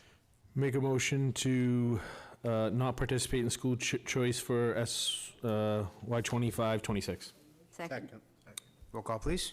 Member Castellanos? Yes. Member Dugan? Yes. Member Gately? Yes. Member Pena? Yes. Member Reed? Yes. Member Sadoway? Yes. Mayor Nicholson? Yes. Next is a vote for the last day of school for 24-25 to be June 23rd as a half-day. With the snow day, it moved our last day to June 23rd, and it is always a half-day, so we're just looking for approval to have that as the last day. Can I ask a Member question? Gailey. Okay, it's a Monday, but we have to go We that have day. to. It's Yep, that it's the 180th. 180th day. Okay. Yep. All right, done. It's the wish of the committee. So motion to accept June 23rd, 2025, half-day as the last day of school. Second. Roll call, please. Member Castellanos? Yes. Member Dugan? Yes. Member Gately? Yes. Member Pena? Yes. Member Reed? Yes. Member Satterwhite? Yes. Mayor Nicholson? Yes. Next is Lynn Teachers Union, Local 1037, requests that a union leave of absence be granted to the union president for the 25-26 school year. This is also an annual vote, and Sheila, I know, is retiring, but the position still would need to be approved by school committee. Make a motion. Second? Second. Roll call, please. Member Castellanos? Yes. Member Dugan? Yes. Member Gately? Yes. Member Pena? Yes. Member Reed? Yes. Member Satterwhite? Yes. Mayor Nicholson? Yes. Could I ask for a motion to amend the agenda to put the executive session last? So moved. Moved. Second. All in favor? Aye. Opposed? Ayes have it. Communications. Okay, first I have for you, Dr. Alvarez has asked me to share the district rankings letter that she received recently. Dear Lynn Public Schools community, first and foremost, I want to thank our students, educators, families, caregivers, and community members for your continued commitment to driving our district forward. We are seeing the results of instructional efforts during the past 2 years. Your hard work and dedication to student success make a difference, and I'm grateful for your commitment to our students. I'm writing to share an important update on our district's progress and the challenges we must continue to tackle together. The Massachusetts Department of Elementary and Secondary Education has released its updated district rankings, which impact net school spending, caps for charter school enrollment, and decisions on Commonwealth charter applications. Lynn Public Schools ranking, while LPS remains in the bottom 10% statewide, we are making progress. Overall district rankings, LPS moved up from 5th from the bottom in 2024 to 7th in 2025, showing solid progress. Student growth rankings, we nearly tripled our rankings, rising from 12th in 2024 to 33rd in 2025. That is 175% growth in 1 year. Based on these metrics, it would take just 1 year to reach 30th place based on our students' current growth trajectory. If LPS maintains this growth, we may even exceed the current 30th place level and move higher in rank next year, assuming other districts' scores remain relatively stable. This remarkable growth reflects the dedication and perseverance of our educators, families, and most importantly, our students. At the same time, we must remain focused on the challenges ahead. Our achievement rankings, 5th from the bottom, which measures students' proficiency in core subjects, is still amongst the lowest in the state. While we celebrate our progress, we recognize that too many of our students are still not meeting grade level expectations. This reinforces the urgency of our work and the importance of maintaining high expectations for every learner. The implications, these current rankings have real implications for our district. In February, the Board of Education voted down the proposed expansion for KIPP Lynn, a decision influenced in part by our current standing. However, if Lynn remains in the bottom 10%, we will continue to face challenges. Future charter expansion proposals will arise, and the best way to strengthen our district's position is to keep students at the center of our efforts and decisions. Moving forward together, the path forward is clear. We must build on our momentum, accelerate our progress, and maintain committed to excellence. To exit the state's lowest 10% ranking, LPS needs to move up at least 23 more spots in the rankings. It is an ambitious goal, but one that we can achieve together. Strengthening curriculum and instruction, expanding targeted support for students and staff, and using data-driven strategies to ensure equitable outcomes is at the forefront of all that we do. Lynn Public Schools is rising, and that is a testament to the hard work of our entire community. Every teacher and leader who goes the extra mile, every family caregiver who supports learning at home, and every student who shows up every day and puts in their best effort plays a role in this progress. We are not just improving our rankings, we are building a stronger, more successful future for our students. Let's keep moving forward together. Our children deserve every opportunity to thrive in Lynn Public Schools and beyond. The future of Lynn is bright. With gratitude and commitment, Dr. Yvonne Alvarez. She also asked that I read her superintendent report. Dear LPS family, as we face another challenging budget season, I want to speak to you not only as your superintendent, but also as a fellow educator who understands the heart of our work.